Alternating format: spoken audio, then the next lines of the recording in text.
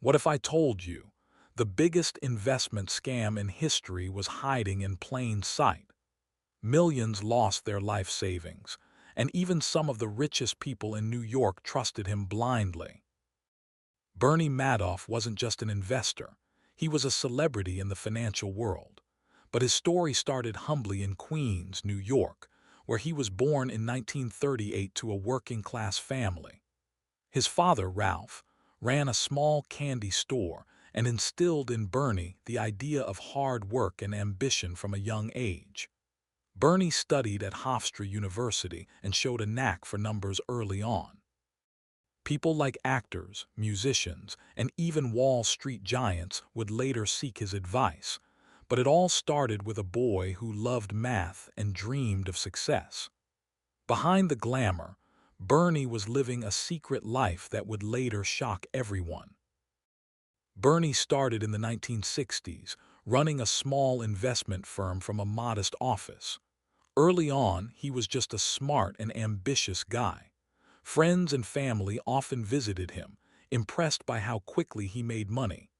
His father, Ralph, had taught him the importance of reputation, and Bernie remembered it well. One story tells that he once borrowed a few dollars from a neighbor to place a stock trade, and when it succeeded, he repaid the loan immediately. This little act built his early credibility. Bernie soon realized he could take a shortcut, paying old investors with money from new ones. No one noticed at first. His charm, discipline, and family connections made him seem trustworthy. Bernie promised steady returns of 10–12%, something almost unheard of at the time.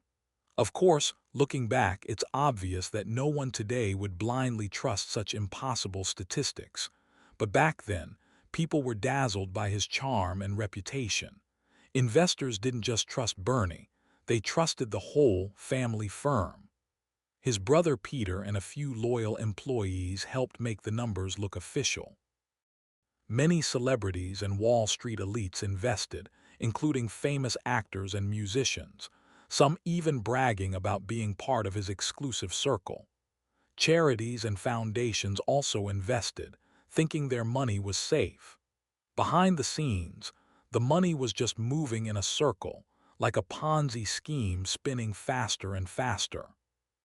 Now, in case you're not familiar, a Ponzi scheme is a type of scam where returns are paid to old investors using money from new investors, instead of actually generating profits. The scheme can look convincing for a while, but eventually it collapses when there's not enough new money to pay the old investors.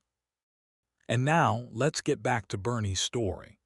Most people didn't suspect a thing because Bernie made everything feel personal, professional, and safe. Some stories even say he would personally call investors on birthdays to chat about their portfolios, charming, attentive, and completely deceiving them. For years, Bernie's empire looked untouchable, but in 2008, the global financial crisis changed everything. Investors began asking for their money back, and for the first time, Bernie didn't have enough new money coming in to cover the withdrawals. The machine stopped. Behind closed doors, the pressure was unbearable. According to reports, Bernie called his two sons, Mark and Andrew, to his apartment and told them the truth, that the entire investment business was one big lie. Billions of dollars were gone. Decades of deception were about to collapse overnight. Imagine that moment, sitting across from your own father and realizing the empire he built, the company your name is attached to, was nothing but a massive fraud. Mark and Andrew were shocked. They had worked in the legitimate trading side of the firm and claimed they didn't know about the Ponzi scheme. The next morning, they contacted their lawyers and reported their father to authorities. When the news broke, it wasn't just a financial scandal. It was a public humiliation. Reporters camped outside their homes. Their reputations were destroyed overnight. Even though they were not criminally charged, the stain of the Madoff name followed them everywhere. The emotional toll was devastating. In 2010, on the second anniversary of his father's arrest, Mark Madoff took his own life. He was found in his apartment, leaving behind his wife and young children. Andrew Madoff struggled for years under the weight of the scandal, fighting lawsuits, public scrutiny, and the collapse of everything he once believed in. He later died from cancer in 2014. Bernie was sentenced to 150 years in prison in 2009. But long before that sentence was handed down, his family had already begun serving a different kind of punishment, one that no courtroom could undo. The fraud didn't just destroy fortunes, it fractured a family forever. When people think about Bernie Madoff, they think about billions of dollars, courtrooms, prison sentences. But maybe the real story isn't about money at all. It's about trust. How thousands of intelligent, successful, experienced people believed in something that, on paper, should have raised questions. It's easy to look back now and say, I would have never fallen for that.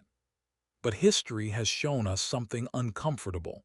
Fraud doesn't survive because people are stupid. It survives because people want to believe. They wanted stability. They wanted steady returns. They wanted someone who seemed calm, confident, and in control, and Bernie gave them exactly that. The truth is, schemes like this don't start with greed alone. They grow with silence, with reputation, with small lies that become bigger ones. And maybe the most unsettling question is this: could something like this happen again? Because as long as there are promises that sound just a little too good, and people willing to believe them, there will always be another Bernie Madoff.